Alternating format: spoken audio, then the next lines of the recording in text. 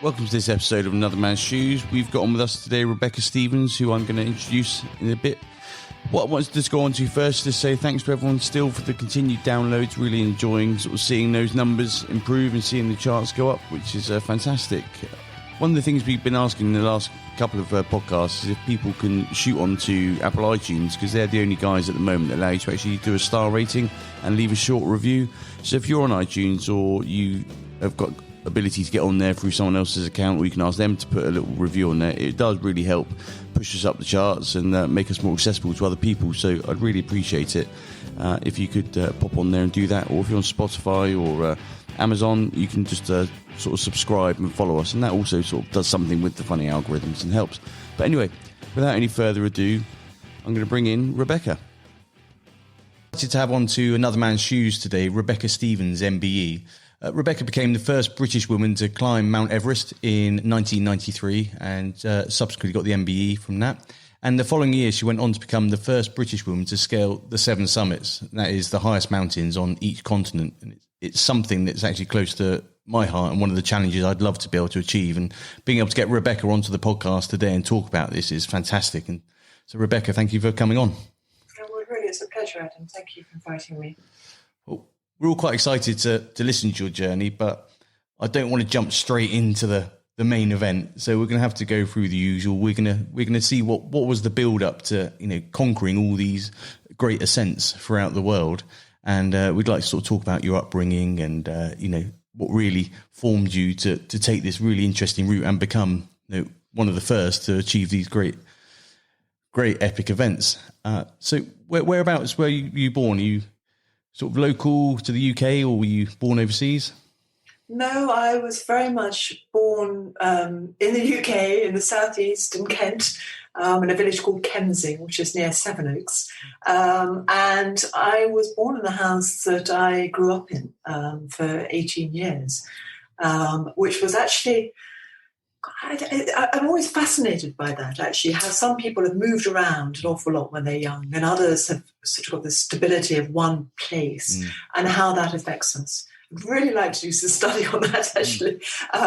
For me, it was important, and I do have a strong sense of space. Tragedy then struck for me because my father died when I was 18. I just left home, gone to university, and my mother sold that house, stayed in the same village. Both those things, both losing a father and the home, funny enough, really did, hit me hard. And I've always looked for that for my own family, having a place where you're grounded, from which you can fly, if you like. But I'm very happy to accept the fact that traveling in your youth also has effects, maybe in a different way, maybe not. I don't know. It's just, as I say, something that really interests me. It did. And so as a sort of growing up, because Kent's not particularly well known for its big mountains and sort of tall hills. So was it something that early on you developed an interest in sort of the outdoor life, adventure, fitness, or how did that evolve? Well, it's quite interesting, isn't it? Because, you're so right. We couldn't really be in a flatter environment, although we were just at the bottom of the North Dam. So we had a gentle incline of, 200 or 300 feet probably. But holidays in those years, all the way back in the 60s, going abroad never happened. Well, it happened once. I think we went to Switzerland. But otherwise it was, packing the car and spending a day driving down to the West Country, stopping off in the New Forest for breakfast. Yeah. And, we used to go to Dartmoor or to Yorkshire. And Dartmoor in particular just won my heart. I remember seriously crying leaving there one year when I was a kid. And I loved, again, it's not high, but the undulating landscape. Yes. I loved the flowing rivers. I loved that, living in nature. And it's interesting because when I came to mountaineering, which wasn't until much later in my mid to late 20s, it felt like a coming home in many ways. Yeah. So I never had the experience in my childhood. It was never part of the scene at all. I wasn't introduced to it.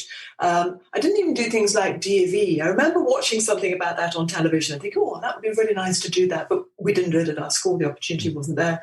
But it's something inherent in me.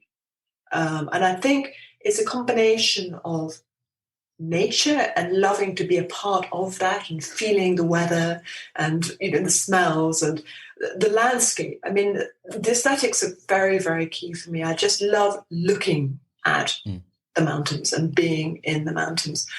And that sense of adventure where you're going somewhere different. Culturally, I love going to more remote places where people live very differently to what we've been used to in the UK. All those things coming together have just been completely, completely magical for me. Yeah, I mean, there is something about the mountains, the hills, the big outdoors that just takes your breath away, and you just feel that all the stresses of life just release. I suppose because it's so majestic, and you're this little person in this great place, and it makes you realise, I suppose, what life's all about sometimes, and you just want to go out and enjoy that. It's not about the rat race and having to sit at work. And I think the mountains have got a great way of just clearing your mind and putting everything right again. Absolutely agree with that 100%. There's nothing like being there, and I know it's very fashionable to talk about this now, but being in the present. And it's part because you don't have all the distractions that you might have at home, particularly, in the modern world, with things pinging around you all the time. But I don't know, you're just thinking about that moment. It gets down to the simplicity of living. Even simple things like washing your clothes in a river somehow become rather joyous. And I'm not pretending that I want to wash all my fabulous clothes in the river every day. But, when you're allowed that opportunity to have time to get down to the fundamentals like that, it really is wonderful. And I think very good for us. And, these days I'm leading treks. I'm not climbing up mountains, but I'm climbing through them. And I'm not pretending that's the same, by the way. There's nothing as exciting as having this sort of objective of getting to the top of a mountain. But nonetheless, trekking, it offers the vast majority of what you're getting on a mountaineering expedition, and that joy of being in the mountains. And I always say, if you're walking, very simply doing very little other than getting up in the morning, having something to eat, and walking for 7, 8, 9 hours a day in a beautiful landscape, it takes about 10 days, and then your mind is completely cleared. And I was talking to a neurosurgeon about this, and it was very interesting because I don't know the neuroscience. I'd love to know more about it. He says that's about the time you have thoughts in your neurocortex, whatever, I'm probably not even using the right term, before they get sort of filed in the back of your brain. But of course, most likely it has new stuff coming in all the time. Yes, that's Whereas right. if you allow your life to be a bit simpler like that, it is really metaphorically clearing, your desk and filing everything away. And then what happens, I found repeatedly again and again, after trekking for that sort of period of time, ideally even longer, the important thing comes to the fore. It might be I'm in the wrong job. It might be I need to move house. It's usually something really quite important. And now when I'm with people trekking, I'll often say at the beginning of a trek, just be prepared. Yes. Because this happens not just to me, it happens to lots of people that I'm with as well. Things can change quite radically when you allow yourself just time to reflect and be in that sort of environment. Yeah, the mountains, the hills, just the great outdoors. It doesn't matter. You could be walking along a riverbank, but it does give you that clarity in life. And I was talking to a chap on the other podcast. We did a mental health podcast, and we talked about the fact that a lot of people are taking pills or they try to overcome whatever demons they've got. But a doctor once said, he said, if I could prescribe fitness and just getting out of that door, it would solve most of my patients' issues. And the chap I was talking to, his sort of philosophy on that is essentially is hills, not pills. And he said, because there's nothing that helps him more. Yeah. Famously in our house, I say I'm taking the dog for the walk, and everybody knows, actually, I'm taking me for a walk. You're getting out there. Very there. nice excuse to have a little animal on the end of a lead, but that's what I do every day. It's true, isn't it? Extraordinarily helpful. It is. My wife says that quite a lot. She says, well, if you're, when I'm stressed or I'm getting a bit snappy or I've had a hard bit of time at work, she's like, just take yourself up to the mountains for a week. Just get out there. I think that's her way of saying to me, just leave. But I'm more than happy to look for an excuse to get out, so it works. So you sort of started getting involved, and you obviously did the family trips you were sort of talking about. At this point, obviously, did you sort of, when you left school, did you go to university? Did you sort of go to further education? Yes, I did. I had a bit of a hiccup there. I first of all went to Edinburgh and I was doing landscape architecture, which I thought would bring together all my interests because at school I did sciences for A-levels. But had I been the stroppy person I am now, I would have crossed arts and sciences. That was my intention, doing maths and English and art. But we're talking about the 70s, grammar school. They didn't think art was a serious subject. How annoying is that? Yeah. So I did all sciences, but knew I had that creative side of me, and I absolutely see it in my kids now. And whenever I'm looking at schools for them, I kind of go immediately to the art department to see how serious they are about creative. it. Yeah. So I did landscape architecture, thinking it would bring the two together, but it didn't work for a number of reasons. It actually was it was a Scottish university, so it was going back a little bit. I'm a great fan of the Scottish system, but it was different to the English one. My father died, and I had a rethink, and I ended up studying agriculture at Y, which is part of London University. Again, thinking it would be to do with the land, to do with science, the more general. And I did that for 3 years, and then I went into journalism from that. Okay. First of all, writing about agriculture, and then switching. And I had one brief spell on a computer magazine, one of the early ones, which I stuck for about 3 months, and that didn't work for me. But then I went on to work for one of the Financial Times magazines, which was fabulous because it just allowed me the autonomy to write about whatever I wanted, which included quite a lot of travel. And we were a small team, brilliant time. I mean, we're still all firm friends. It was one of the most explorative times of my life, actually. And the editor would sort of get an invitation for a trip somewhere, and he would flag it up in the office, and we'd sort of share them out between us. Yeah. And I instigated trips to Africa and the Caribbean, all over the place. Wow. And so through my 20s, I somehow managed to continue what was a love of traveling, which actually, the turning point, I think, was as a student. I met a friend's brother who came back from Kenya to see his parents and said, if you want a job out there, I'm sure I can manage to find you something with a friend. At that point, I thought, that's not going to happen. And I went home and my mum said, well, you must do that, of course. How can you not? It was just like, what an opportunity. Yeah. And anyway, I went and spent a long summer out in Kenya. Wow. And it was unquestionably one of the happiest points of my life. Just sitting on the edge of the Rift Valley, having picked lemons, squeezing them to make lemon juice to take on safari. And, it was very spoiling and very beautiful. And from that point, I managed somehow every year to find 4 or 5 weeks when I could go off doing this sort of stuff. And tried all sorts of things, hang gliding, I went diving. And then it was in my late 20s, I said, I was up 26 or 27. I went to a lecture in town. I was living in London at the time, which I don't know quite why I was so curious about. It was just an article about these climbers going to K2. And I thought, it'd be interesting. I went along to this lecture. It turned out that they had a motive, which was to invite people to the base camp to help fund for their expedition. I see, yeah. And, I wasn't earning a lot of money at the time. I couldn't afford it. But I went up, I said, listen, hey, why did I write about it? Yeah. The answer was yes. But I failed to get a commission to write about K2. Now everybody knows what K2 is, but at the time it wasn't big mountain in people's psyche. And then a couple of years after that, one of the climbers on that expedition, a guy called Roger Meir, had remembered I was a writer, was this time going off to Everest, asked if I would like to report on this Everest expedition. It was on the north side. I said, yes. And Everest being Everest and the bigger name, I got a commission to write a series of articles, actually from the Weekend FT. And off I went. Yeah. And that was another adventure. So did you have to fund these adventures? Or I suppose because you're writing about it, you're supported by the company?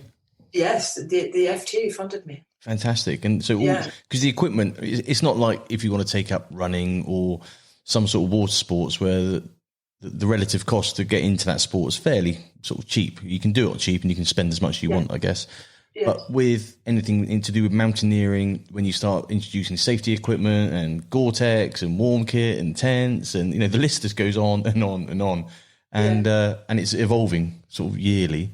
That's an expensive hobby for someone to pick up a tab. So if they're doing that, fantastic. Well, to be fair, I mean, on that trip, I bought myself a pair of walking boots, and that was it. I got an expedition Gore-Tex jacket from the team, and otherwise I just, cobbled together tracksuits and clothes, and that was it. And borrowed a tent when I was out there. But interesting enough, you're absolutely right. I mean, there was a point when I was expected. I mean, the brief was to write about base camp. We're going back to 1989 now, so it was very different then. There was no communication. There was no satellite communication, nothing. I had to go. It was just at the time when Amstrads were coming in. You're probably too young to remember those, when they were the first word processors. Yeah. And, of course, there was no electricity supply. So I managed to get hold of an old typewriter, which, of course, was becoming obsolete at that time. And I bought myself Tipex and carbon paper, and I went off with this little self-contained mechanical typewriter. And when I got wind that somebody was going back to Kathmandu, I would write my little article through the night, and I'd give it to them physically. So get to the ED&F offices, they were the sponsors, and fax it to London. Yeah. I was just posting these articles into a dark hole. I had no idea if they were getting back to London. But I learned later that every one of them did get back. But as I said, my articles were just about what people did and ate and talked about at base camp. But I had 10 weeks then. So, of course, I wasn't going to sit there and do nothing. So I went up to the advanced base camp on the north side, and actually not just to the East Rongbuk, but the Central Rongbuk as well, where different expeditions, the Chileans and the Japanese were there. We were going up the East Rongbuk to climb the Northeast Ridge, which at that point was unclimbed.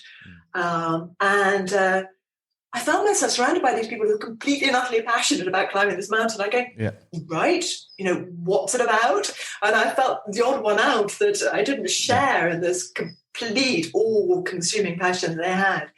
And so I thought, I'm going to have to work out why climbers climb. And to do that, I climbed from the advanced base camp up to the first camp on the Northeast Ridge, which was just over 7,000 meters.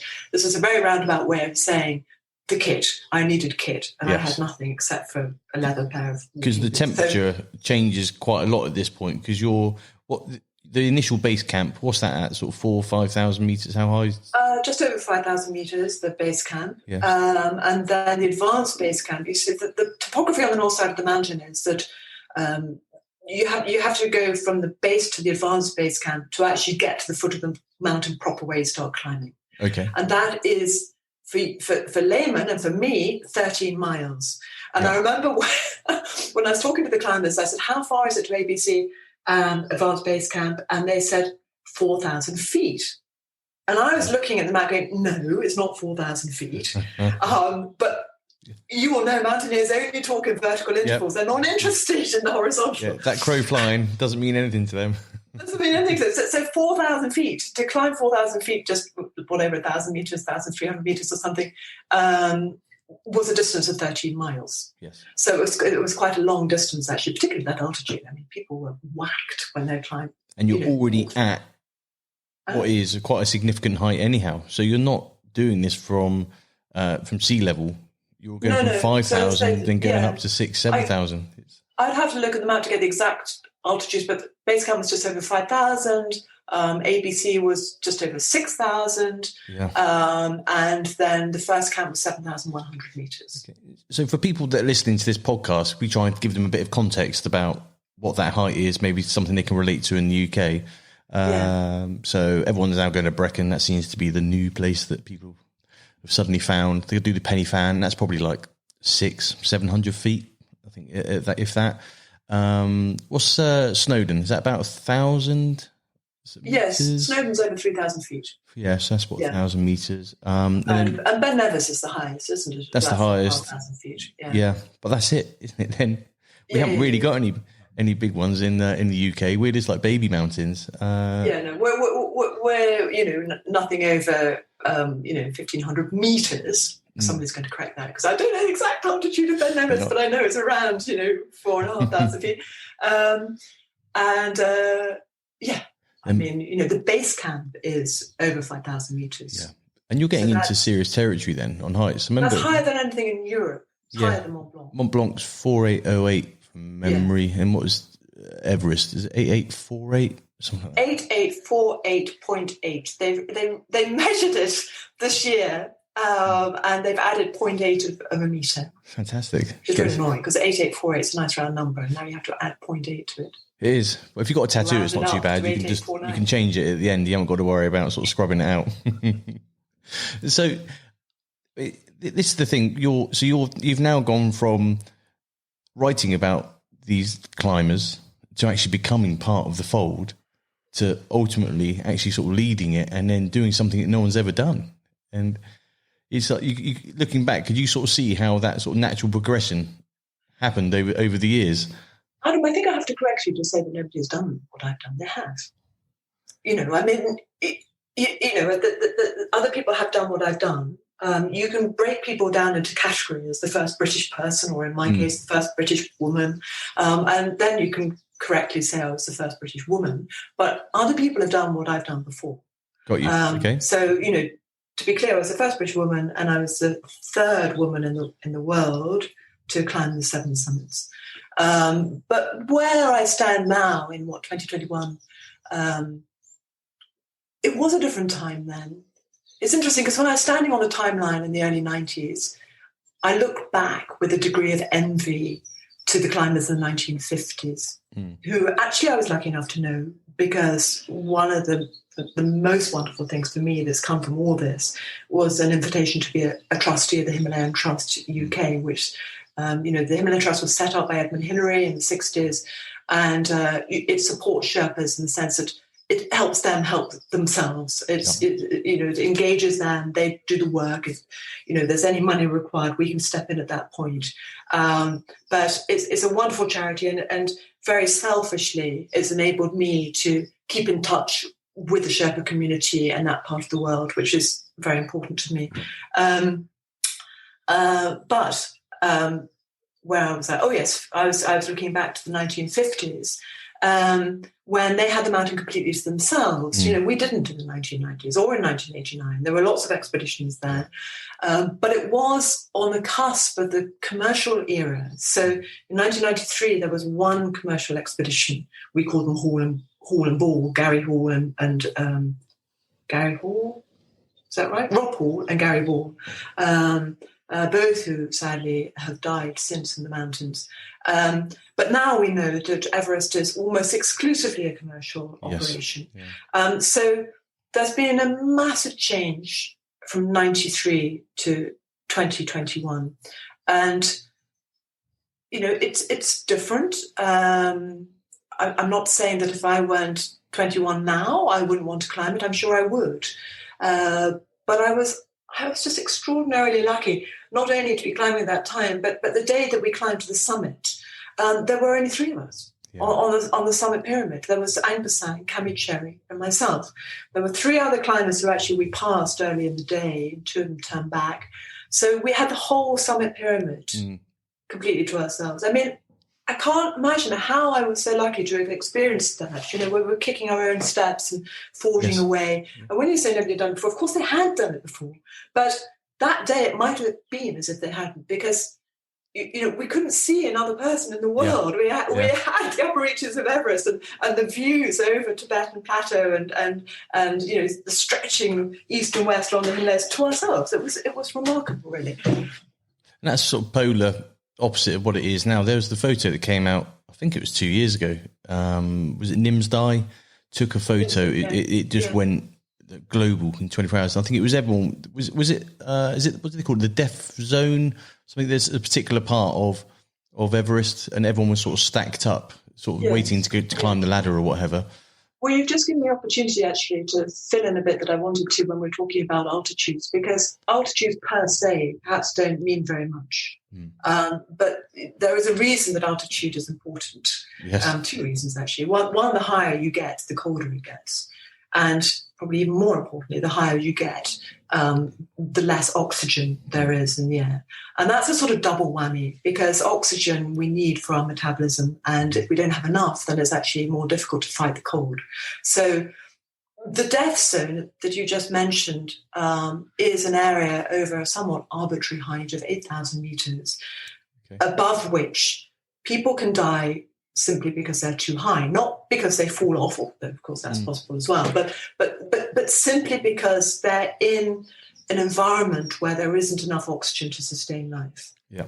So the problem there on that summit day is the majority of us, not everybody, but the majority will use supplemental oxygen for that last day.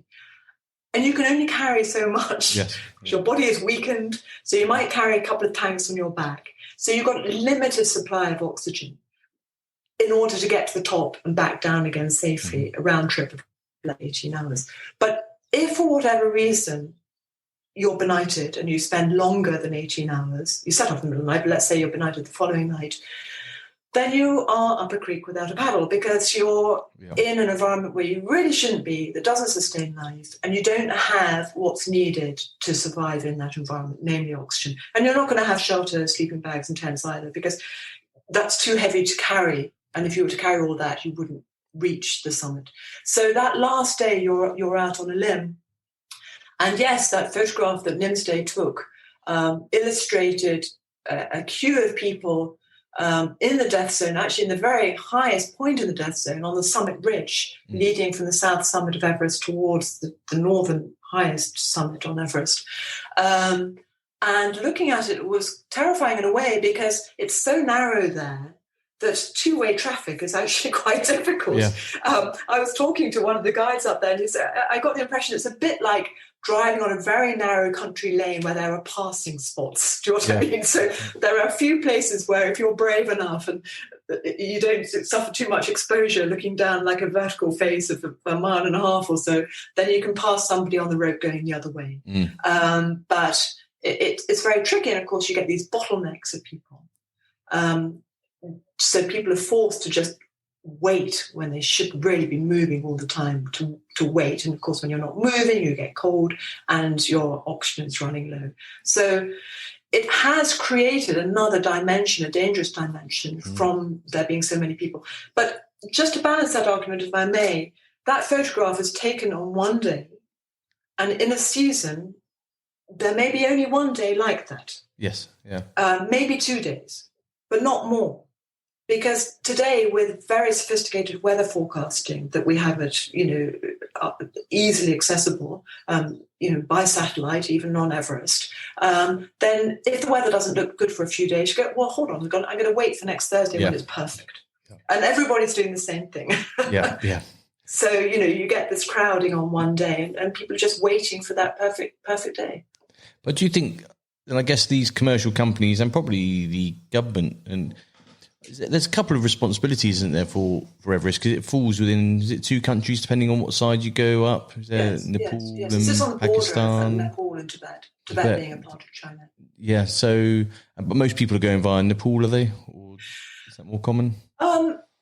People talk about that side the most. And to be honest, I'm a little bit out of touch. I mean, the Chinese, I'm not sure they didn't close it on 1 year. I mean, as I said, the first time I went from the Chinese side. And it had been closed for a little while prior to 1989, and then it opened up again.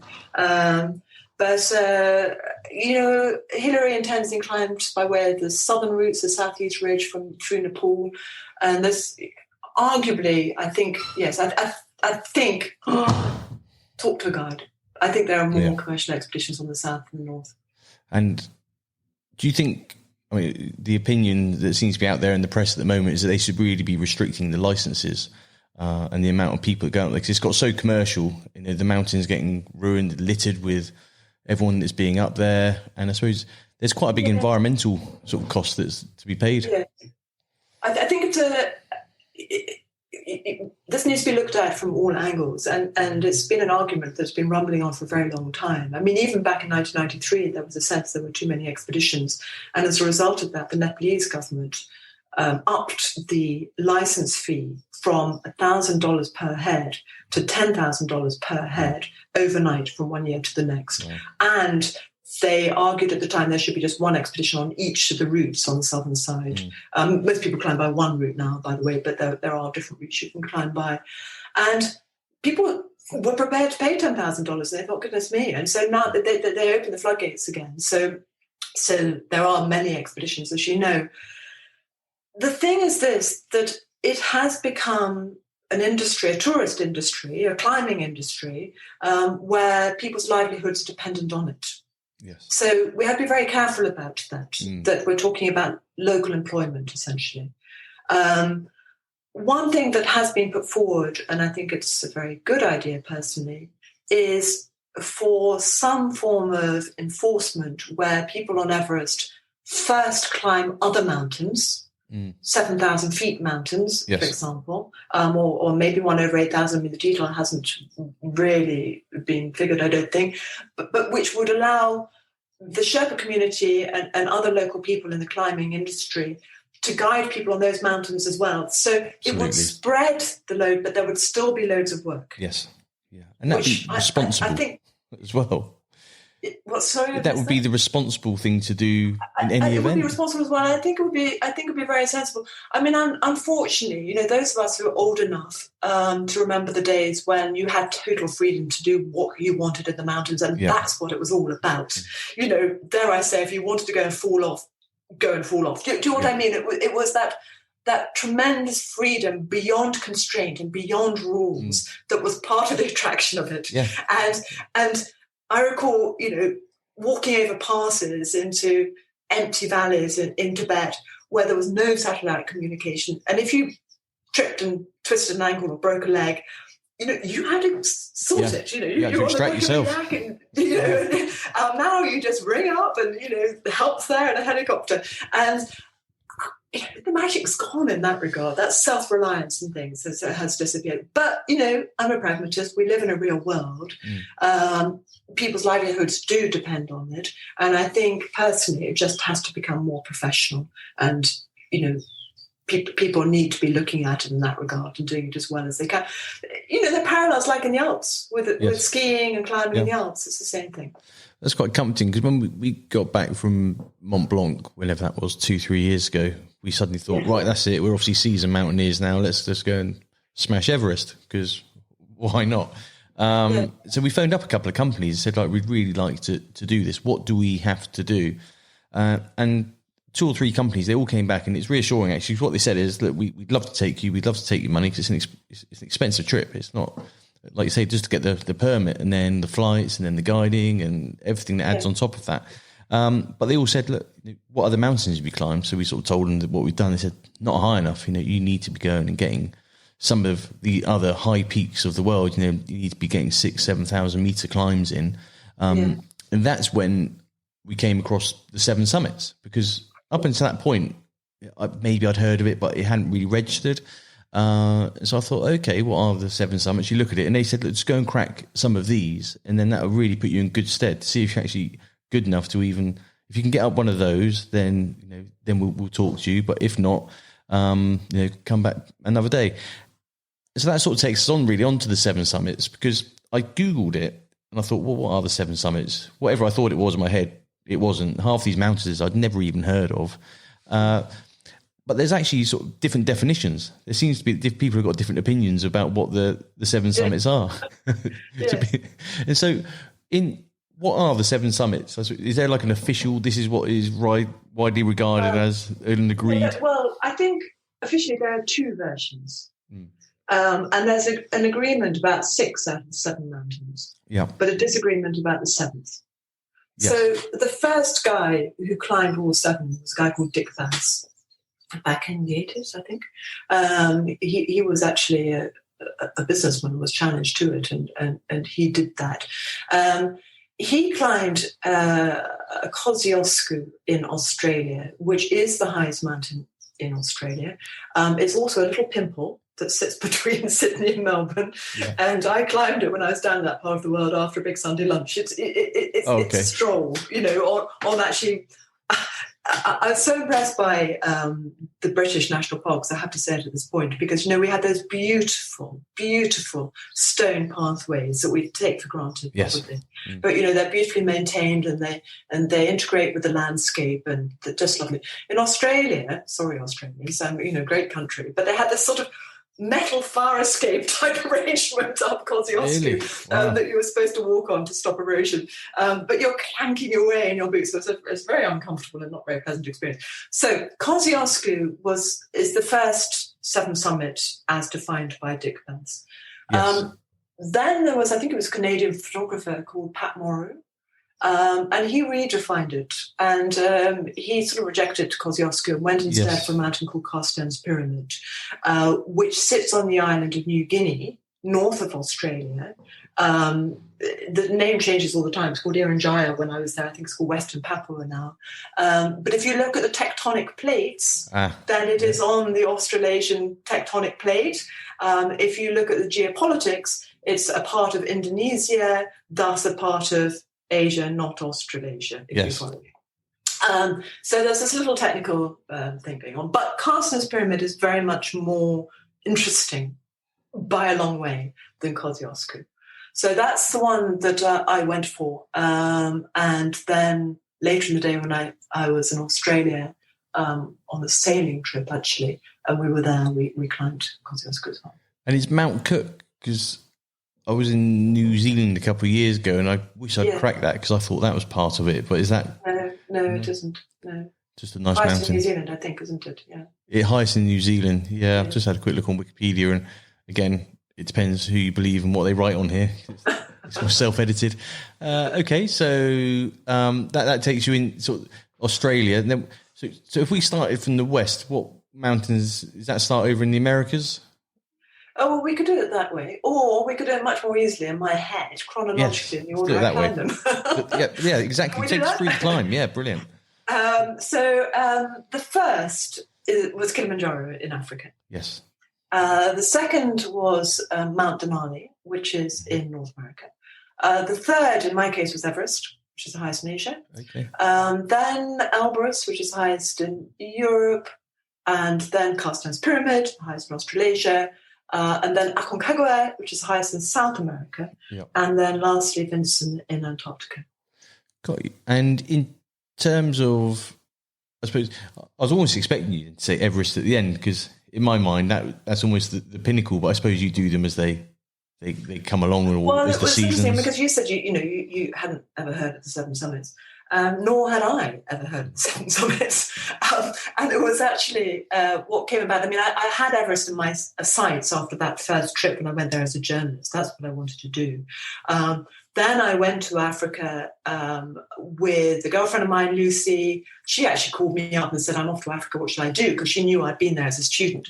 And by the end of this phone conversation, I sort of gate crashed her holiday and we went to climb Kilimanjaro together. Not thinking of it as part of the Seven Summits at all. It's just something I had seen when I was out there and, I was drawn to it. Then Denali in North America, we climbed together as a training expedition for Everest. So as now part of this growing team, all of us based in the UK pretty much, I think we're in Chamonix, and we all flew out there because Denali is a big, cold mountain. Yes. It's nowhere near as high as Everest, but it's just below the Arctic Circle. And so it's a really good training expedition for Everest. And as it turned out, we were hit by the worst weather in 30 years. Right. It was all over Newsweek, and I was actually worried about what my family were going to be thinking about me and whether I was all right, because we were stuck in a snow hole for 8 days in a storm, and finally popped our heads and out of the snow hole, and were able to continue climbing. But it was a hideous year. And 11 deaths, and it was just horrendous. But it was actually coming back from that, sitting on the plane, and I remember it very clearly, the conversation coming up about Seven Summits. I thought, oh, what's that? And I sort of thought, oh, I've done Kili, and I've done Denali, and I'm off to do Everest. And I thought, if I get up that mountain, I sort of made a little promise to myself that I would carry on and do the remaining 4 mountains. That's amazing. And I suppose the difference is that Aconcagua, so that's South America. Is that Argentina or Peru? Yes, it's on the Argentine-Chilean border. So what's that like? Is that sort of snow peak there, or is it sort of shale? Well, it's like a big lump of shale, honestly speaking. Yeah. It's covered in snow sometimes, and it's got a snowy face to it. There are interesting routes you can find to climb on it. We climbed the normal route, which is technically not interesting at all, but it was incredibly challenging nonetheless, because we climbed it out of season, and there lies another story. But essentially, after Everest, I gave up my job in order to climb Everest, and I had this sort of dream that these 4 remaining mountains of the 7, I would wander around the world slowly, writing a book about each continent as I climbed this mountain, because, let's face it, I didn't have a job to go to. But the reality hit me when I realised that there was another British woman, Jeanette Harrison, who also wanted to climb the 7 summits. And the reality was, when I spoke to my sponsors, DHL, who brilliantly sponsored on Everest, they said, well, listen, if you're not first, there's no money. Yeah. So I had to then race and climb 4 mountains in 5 months to make it possible. And that meant, because Jeanette was a mountain ahead of me, she climbed Everest shortly after me in September 1993, and she'd also climbed Aconcagua. So I had to sort of catch up and overtake. And so Aconcagua, which might normally be climbed in January or February, I had to slip into the schedule in October. Right. And what did that mean? It was the crux in many ways of the 7 summits, because, when I spoke to people about it, they said, no, don't climb it then, too cold, too windy, too dangerous, and all this negativity kind of, washing all over me. And I thought, well, I've got to do it then. So I didn't have much choice. And finally, I spoke to a Chilean pilot on the phone. I'll never forget. And he said, well, I've flown over that mountain many, many times, and I've climbed it a few times. October, not a great idea, but you might be lucky. And that's what you need in the mountains. Yes. So, we went for it. And there were 4 of us in that team, very deliberate. The other teams for Carstens, Elbrus and Vincent were just 2, mainly to keep the costs down. Yes. But Aconcagua, I thought, no, we've got to have 4 because it is high. It's, 23,000 feet, something like that. It's cold, and, there's a probability one of us will get altitude sickness. So we don't want to leave anybody on their own. We need to break into teams of 2. And that's exactly what happened in the event. And I was climbing with John Barry, who was the leader on the Everest expedition, just the 2 of us left in the high camp. Mm-hmm. And it was so cold. I remember leaving the tent once, making the mistake of taking my gloves off, and almost instantly I got frostnip all over my fingers. I remember diving back into the tent, and the wind would pick you up off your feet and dump you like you're, a paper bag in a park. So we sat it out for a while, and there were 2 other people on the mountain. They were kind of hardcore cold weather people. They underestimated the mountain, dare I say. They didn't have this kit they needed. They turned back. And then the next day we went for it. And as luck would have it, as I say, I keep using this word luck, but, you need an element of luck in these things. And we climbed above the wind into still very cold air, but completely still no wind. And we made it to the summit. That's brilliant. Benighted on the way down, no tent. Yeah. But I suppose you got this sense of euphoria. That was your last mountain, was it Aconcagua? No, then on to Vincent and Antarctica. Vincent. And so is there a particular mountain that, for whatever reason, stands out for you as... I suppose I could ask you this question in many ways. What was the hardest? What was the best or the most difficult? Yeah. But is there one that sort of stands out that is your most memorable for whatever reason? Something that you maybe look back with very fond memories. It was... But you know what? They're all so very different. And actually, that's one of the things that drew me to it. Because, a true mountaineer's challenge would be to climb, for example, all the 8,000-metre peaks, 14 of them, which are all in the Himalayas and the Karakoram. One, I really don't think I'd be up for that. But secondly, climbing a mountain in every continent offered this incredible variety. You're walking through different landscapes, meeting totally different people. And every single mountain had a very different character to it. You know, it was high and snowy, or it was rocky and sharp, and you're walking through rainforest to get to it. You know, going to Antarctica was different again, you know, 24 hours of daylight and pristine landscape. And all of them are very different. But if you have to ask me my favorite mountain, I'd have to say Mount Kenya. None of the seven. And I think that's because we're all complete romantic softies. Yes. And because I'd been there at a very impressionable age when I was in my 20s. And then I went back to climb it. And we climbed it by way of the ice window route, which I think has since melted and, you know, fallen off, sadly. But it's got wonderful names, the Gates, the Mists, and Batian, and Nelian, and Point John. And you know, you're walking through landscapes with elephant and buffalo to get to it, and then you're standing on the top, and there's this wonderful wide triangular shadow cast over Africa, and it's just, you know, wildly romantic. Yeah, I'd love to do that. I mean, I've never really been. I think we spent a bit of time in Namibia. I mean, that was just such a beautiful country. But I mean, Africa's got so much to offer. It just needs to be explored. But so sadly, it's not the safest place. And some of the nicest places aren't the safest places. So no. Well, I was in Ethiopia just the November before last. Where are we now? November 2019. And we all know what's happened in Ethiopia, and it's tragic, absolutely tragic. It is. With your kit that you sort of, when you started out sort of back in the 80s and looking at what's available today, what do you think the biggest, I suppose, progression there has been? That something that you didn't have back then that nowadays is almost a critical part of what you take up there. Is such a good bit of kit. I mean, I was talking to a chap the other day called Colonel John Blashford Snell. He interesting chap, and I asked him this question. He said for him it was Gore-Tex. He said, you know, the advent of that it was just a game changer for their kit. And I didn't know in the mountaineering world if there was something that you now have that maybe was less advanced or wasn't even around. Yes. Not so long ago. Yes. Well, that's a very good question, and Gore-Tex would be a very obvious answer for somebody. He's a sailor, isn't he? And you know, Gore-Tex is a wonderful fabric, and you know, people who don't, I'm sure most people do, but you know, it allows you to breathe within it, and yet it doesn't allow water into it, which is amazing. Interesting enough, at high altitude, it isn't so relevant. Although I have to say, I wore a down suit which had Gore-Tex shelled to it on the day I went to Everest, and it was sort of comforting to know that if I was benighted and I had to sit in the snow, then it would offer me protection from any down. But generally, it's so dry up there that it's not such an issue.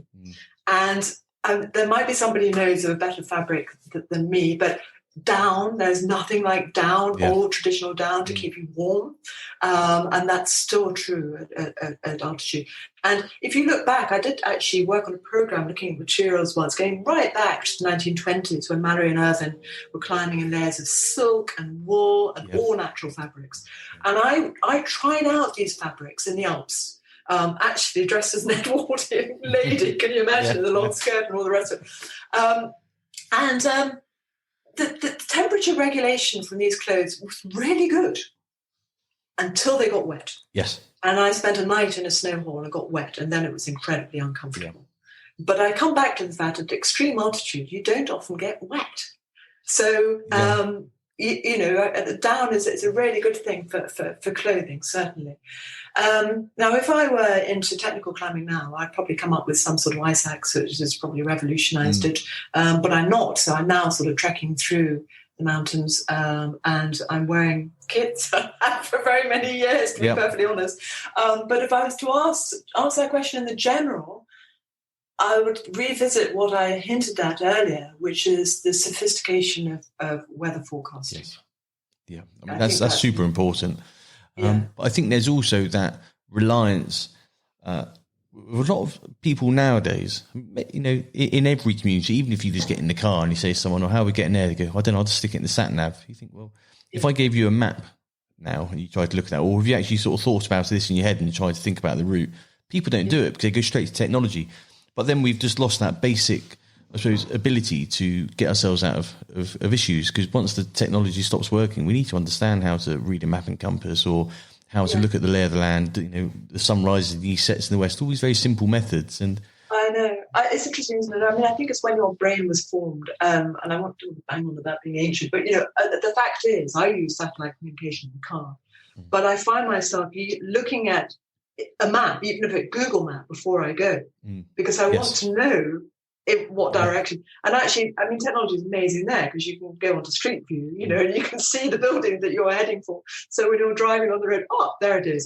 There's that cedar tree, or whatever it is, to sort of make you into it. So it is fantastically sophisticated. But I still have to picture it. Yes. I need to know myself where I am in space, if you follow me. So a map for me is something that I still need, actually. That's really important. I think that's what sort of sets a lot of people out. When we've been doing sort of navigation courses, we've been out, is the people that are picturing whatever that feature may be on the ground, right? We know that in 500 meters we should be seeing a re-entrant, or there's a cairn, or whatever it is.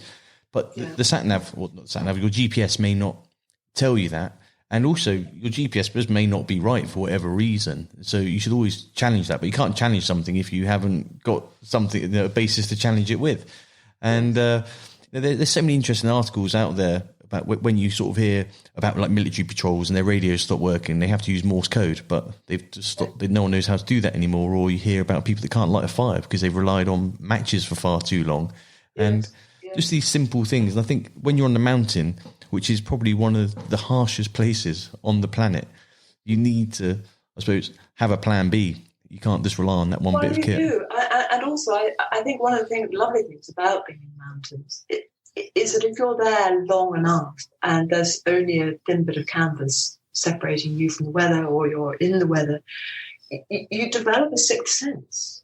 You get back into a very primal state of feeling the weather and feeling your environment around you, which is another thing that I think is so wonderful about trekking and being in the mountains and things.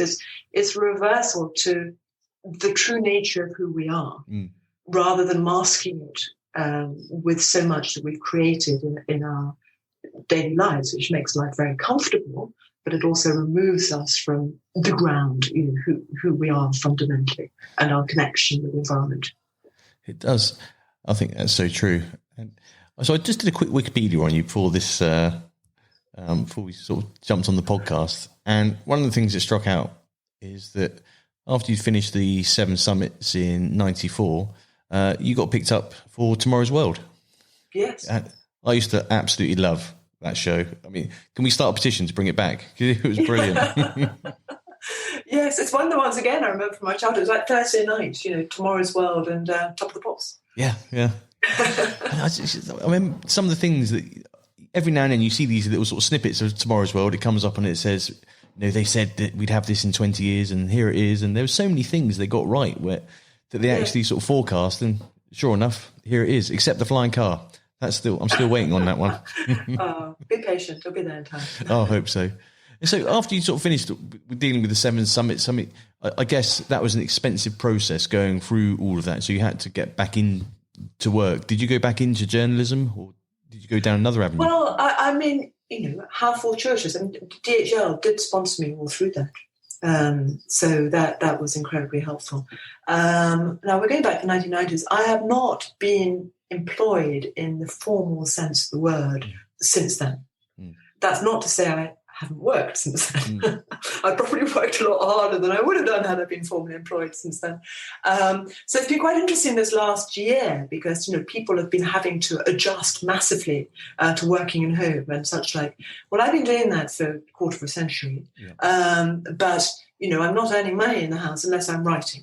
So I go out and about.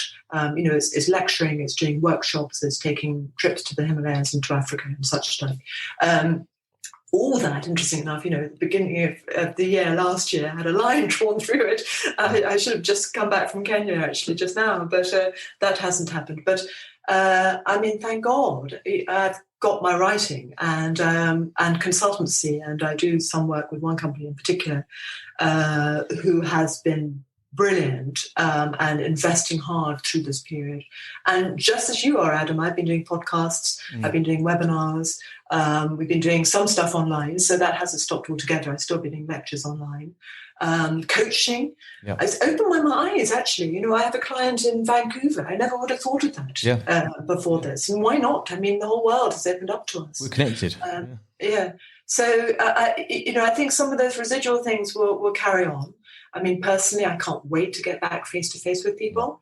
In fact, we've been doing a couple of things where we've been doing stuff in woodland in England. Obviously, we can't go overseas at the moment. And people have just loved that, just to get away from the computer screen. And beers were made to be with people in nature.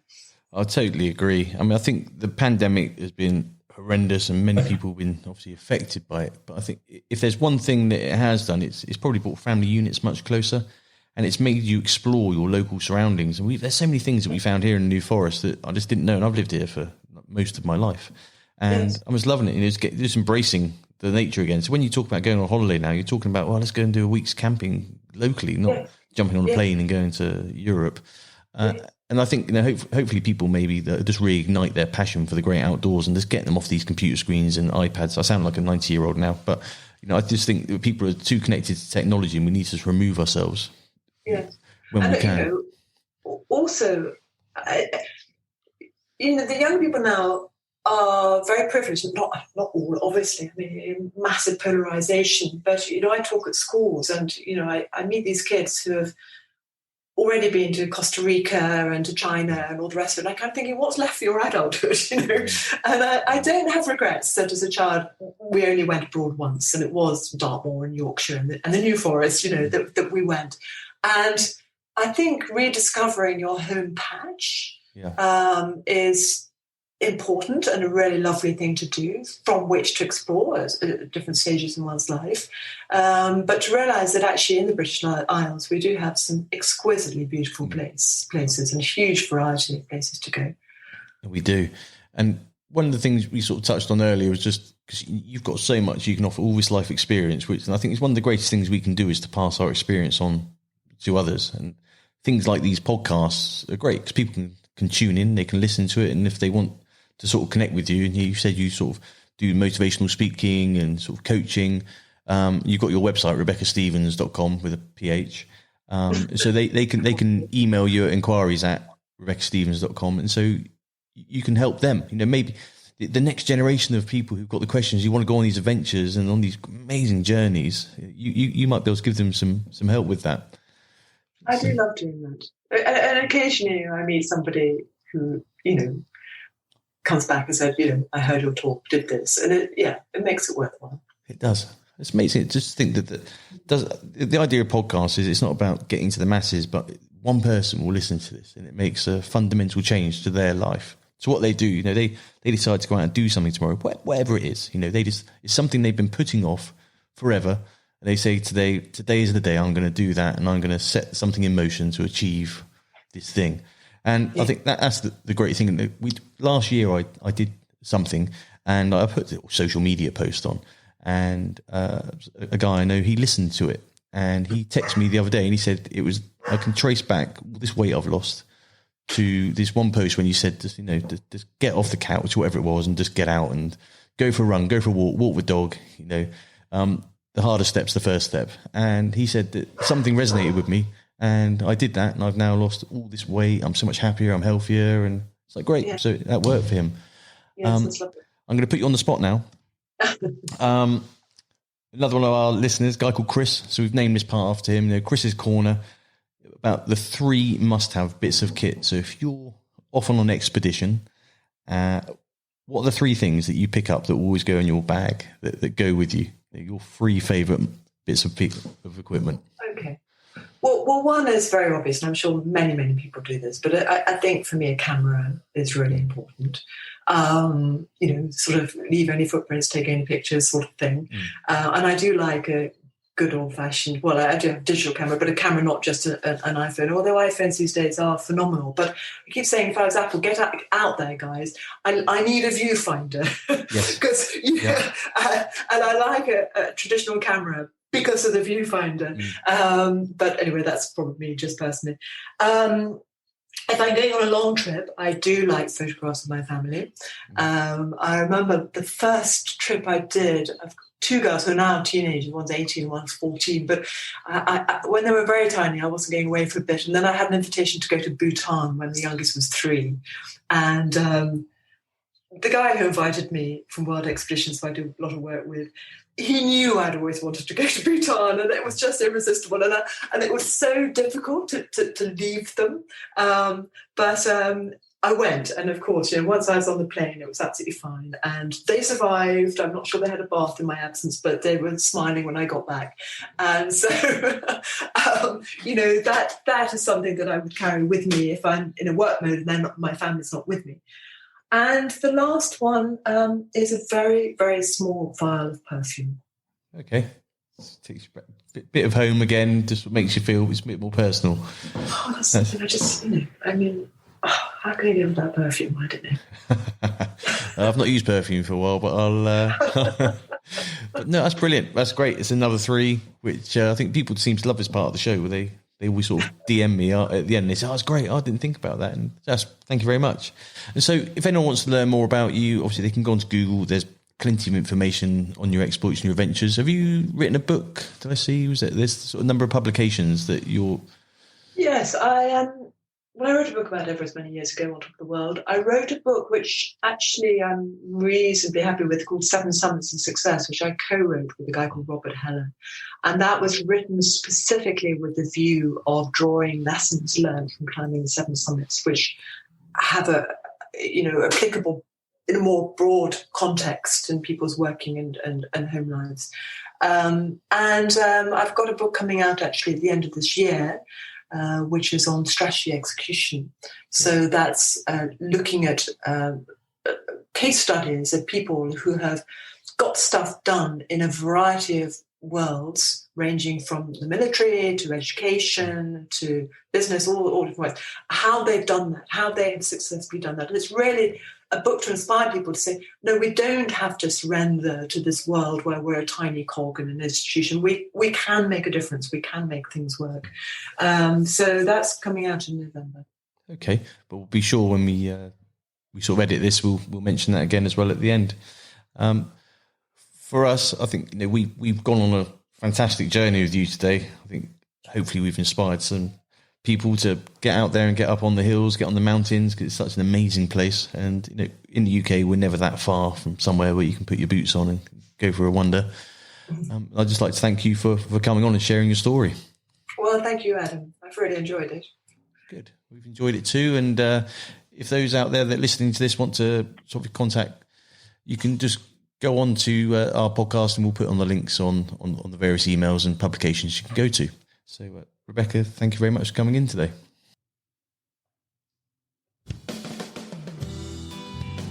Well, that was a fantastic and enjoyable interview. I mean, Rebecca Stevens, what a person. I mean, hugely inspirational, everything that she's achieved and continues to do so. So if you want to follow on with what Rebecca's doing, head over to her website, rebeccastevens.com, and you can sort of hear about the journey, motivational speaking, and if you want to learn more, head over there, contact her. I'm sure she'd be happy to answer any questions. From us, as we sort of said at the beginning, what would be great if you could pop over to iTunes and just click on the old star rating there, or just leave a review. It doesn't need to be a long essay, but anything just helps with the algorithm to sort of push us up the charts. And coming up next week, we've got another great interview. I'm not going to say who it is yet. We'll put that out on Instagram in the next few days. But from us, obviously at the Another Man's Shoes show, we really appreciate your continued listening and the comments we're getting on social media, and that really does help. And one of the other things we're going to sort of start promoting is the Hoplite Fund. That's the charity of the UK Special Forces Communicator, something close to my heart. And we're going to start getting some challenges up there and sort of pushing a bit more about the Hoplite Fund. So if you can head over to the Hoplite page that we're going to set up on Just Giving and maybe sponsor us, that'd be fantastic. But for now, that's us. That's another episode. Have a great day.